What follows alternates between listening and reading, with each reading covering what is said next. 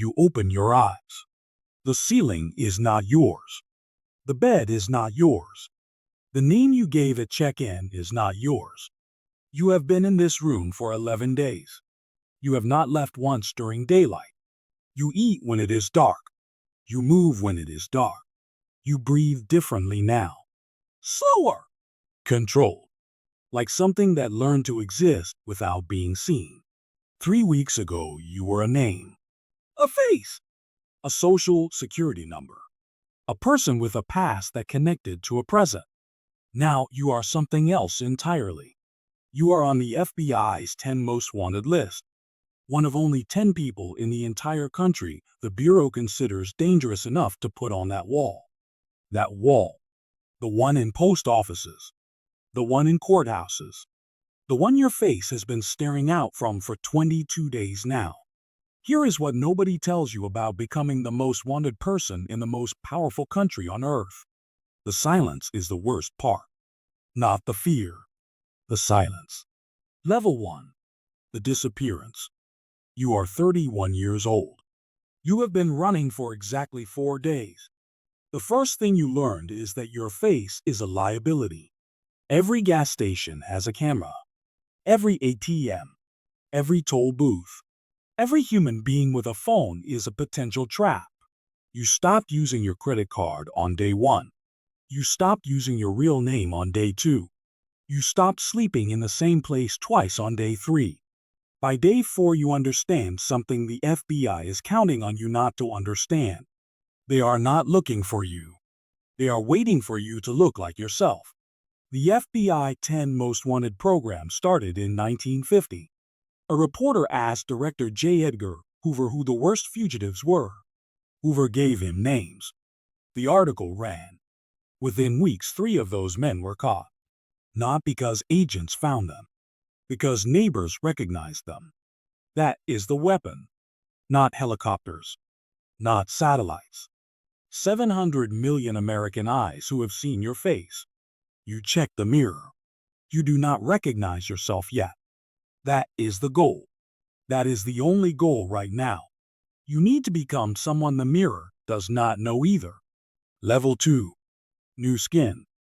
You are 31 years old and 9 days.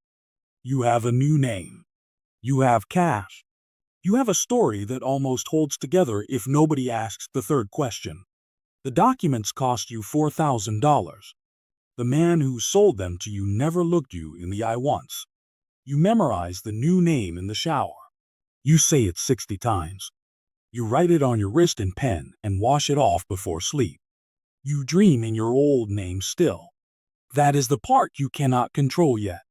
Here is what the FBI knows that you do not fully appreciate yet. 93% of everyone who has ever been on that list was eventually caught. Not all of them immediately. Some after years. Some after decades. But 93%. The ones who survived longest were not the smartest. They were the most invisible. Victor Manuel Gerena stayed on that list for 32 years.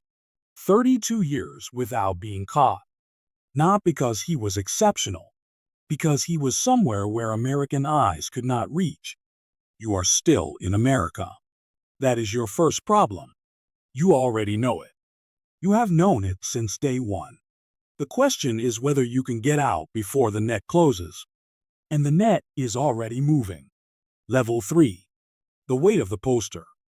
You are 31 years old and 16 days. You see your face for the first time in a post office window. You are across the street. It is 2 a.m. You stop to check the intersection, and there it is. Your face. Under your name. Under the words Wanted BYTHEFBI. You stand there longer than you should. You know you should move. You do not move. Your face looks different there. Flatter. Harder. Like the photograph captured something you never knew was visible. There is a number at the bottom. A reward. In dollars. That is what you are worth to someone who does not know you. You walk away before the light changes. But the image follows you. It will follow you for the rest of this. Every room you walk into. Every face that looks at you a second too long. Every pause before someone answers your question, you begin to understand what the poster actually does. It does not just help people find you. It changes you. It makes you smaller. It makes you careful in ways that cost you. It turns every stranger into a threat, and every threat into paralysis, and paralysis into mistakes. The FBI understood this in 1950. They still understand it now. The poster is not just a tool for capture. It is a psychological weapon. And it is working. Level 4. Learning to eat fear. You are 31 years old and 23 days. You have not trusted anyone in 3 weeks. Your jaw hurts from how hard you clench it during sleep. Your hands shake slightly in the morning. Only slightly. You have learned to hide that. You eat in places where nobody looks at faces. Truck stops. Late-night diners. Places where looking down is the default and eye contact is rude. You order without speaking when possible. You point. You nod. You have developed a way of existing in public spaces that takes up as little room as possible. But here is the thing about fear that nobody tells you. It has a weight limit. The human brain was not built to sustain maximum alert indefinitely. After 3 weeks, your nervous system starts doing something that terrifies you more than any FBI agent ever could. It starts to normalize this. You catch yourself almost relaxing, almost laughing at something on the radio, almost forgetting for 45 seconds what you are. And then you remember. And the drop back down is worse than the fear itself. Eric Rudolph hid in the forests of rural North Carolina for 5 years. 5 years in the wilderness, surviving on acorns and roadkill. When they finally caught him, he was rummaging through a dumpster behind a grocery store. He was not caught by a drone. He was not caught by surveillance. He was caught because he was hungry. Because the body always eventually needs something ordinary. And ordinary is where they get you. Level 5. The people who help you. You are 31 years old and 31 days. Someone knows where you are. Not the FBI. Someone who chose to help you. Someone who looked at you and made a decision that could cost them everything. You did not ask them to do this. You told them not to. They did it anyway. And now you sit in their kitchen at 4 in the morning eating something hot for the first time in a month, and you feel something you were not prepared for. Guilt. Not fear. Guilt. Because every day they help you is a day closer to the moment their life ends too. Harboring a federal fugitive. The charges stack quickly. You know this. They know this. Neither of you says it. In 1968, James Earl Ray was on the FBI's most wanted list for the assassination of Martin Luther King Jr. He crossed 2 borders. He used 4 aliases. He got to London. He was caught at Heathrow Airport by a customs officer who recognized him from a Canadian wanted poster. Not an elite task force. Not a satellite. A man doing his job who happened to look at the right face at the right time. That is all it takes. One person. One moment of recognition. One call. You look at the person across the table. You think about how many moments are between right now and the moment someone makes the call about them. You do not sleep that night. Level 6. The informant you don't know about. You are 31 years old and 38 days. You don't know his name. You never met him. He doesn't know yours yet. But he has seen you. Twice. The first time he wasn't sure. The second time he picked up his phone. 160 people on the FBI most wanted list were caught because of a tip from an ordinary citizen. Not a detective. Not a task force operation. One person. Who saw something. Who made a call. You have been careful. You have been exceptional. But you cannot be careful about what you cannot see. The FBI reward is now $1 million. $1 million for information leading to your capture. That number changes people. It changes the meth inside of them. People who would never betray a stranger start running numbers. $1 million. Think about what that means to a person working two jobs, to a person underwater on their mortgage, to someone who saw your face twice and now cannot stop seeing it. You are 31 years old. You feel 50. You check over your shoulder at something that isn't there yet, but it is coming. 48 hours from now, it will have a face and a car and a very specific address. You don't know that yet. That is the worst part.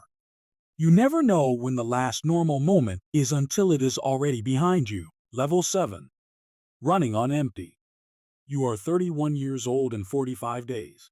You are out of cash. Not low. Out. You have $17. A half tank of gas. No ID that will survive a second look. And a city you need to leave by morning. This is the moment the FBI banks on. This exact moment. The math catches up to everyone eventually. Cash runs out.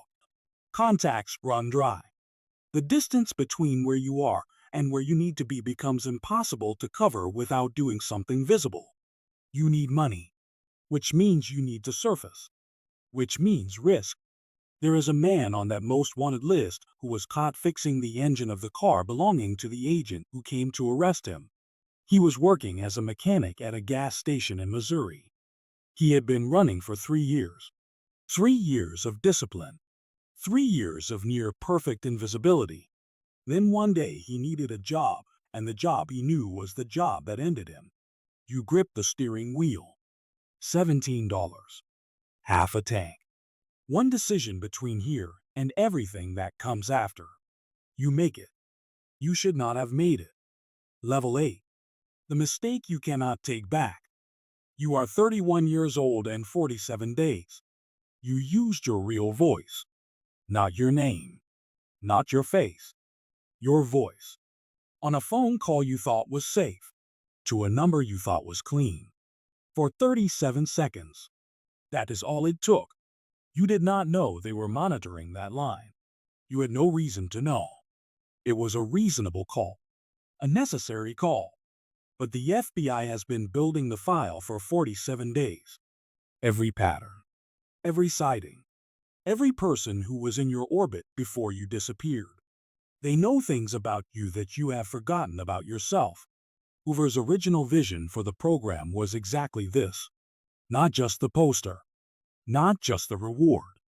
The accumulation of everything. Every fragment becomes a wall.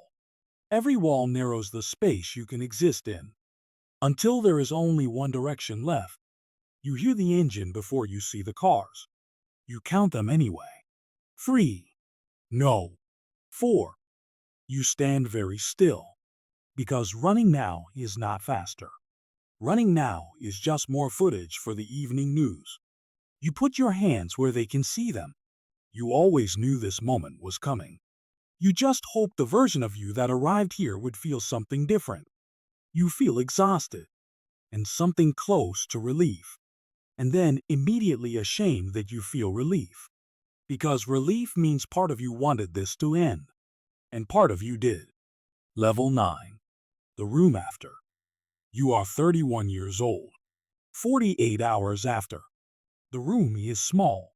The chair is metal. The table has scratches in it that could be words if you look long enough. A man sits across from you. He has a folder. He has been doing this for 17 years. You can tell. Not from the folder. From the way he breathes when he opens it. He knows everything. Most of it. He slides a photograph across the table. You look at it. He watches your hands. This is the thing about being caught that nobody prepares you for. You thought the capture was the end. The handcuffs. The car. The building. That was not the end. This room is where it actually ends. Piece by piece. Name by name. Question by question. James Earl Ray was on that list twice. He escaped prison in 1977. They caught him 3 days later. A year added to his sentence. He eventually died in custody. Some men get caught once. Some men get caught again and again as if the running is the only life they know how to live. You think about that. You think about what that says about who you were before the list. The man across the table is still watching your hands. You put them flat on the table. Level 10. What remains? You are 31 years old. The court date is 6 weeks away. The cell is 4 steps across. You have counted multiple times. You have a lot of time now. More time than you have had in 47 days of running. Time is the thing about custody that breaks the ones who cannot sit with themselves. No phones. No motion. No noise to fill the gaps. Just you and the version of yourself that made every decision that led to this room. You think about the list. Your name on it. Your face on a wall in a post office somewhere in a city you never visited. Some stranger staring at it over the shoulder of a toddler they are trying to post a birthday card for. You think about 93%.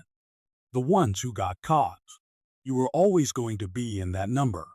Not because you were unlucky. Because the system was built for this. It was built in 1950 by a man who understood one thing that every fugitive underestimates. America has more eyes than any government ever will. 350 million people. And all it takes is one. One who recognizes the jaw. The walk. The way you hold a coffee cup. You are 31 years old. You ran for 47 days. You were exceptional at it. And you were still caught. Because the list is not a list of criminals. It is a mirror held up to everyone who sees it. And somewhere, in a truck stop, in a post office, in a diner at 2 a.m., someone always looks long enough. You did not choose this to be a lesson. You chose it because every choice before it made the next choice smaller until there was only one left. Every system has walls. Every wall has a list. And every list has a face that was once just a name in someone's ordinary life. The question is not whether you would run. The question is, how many days do you think you would last before the ordinary caught you too? Tell us in the comments. If you want to go inside the world's history forgot, subscribe. The next one starts where this one ends.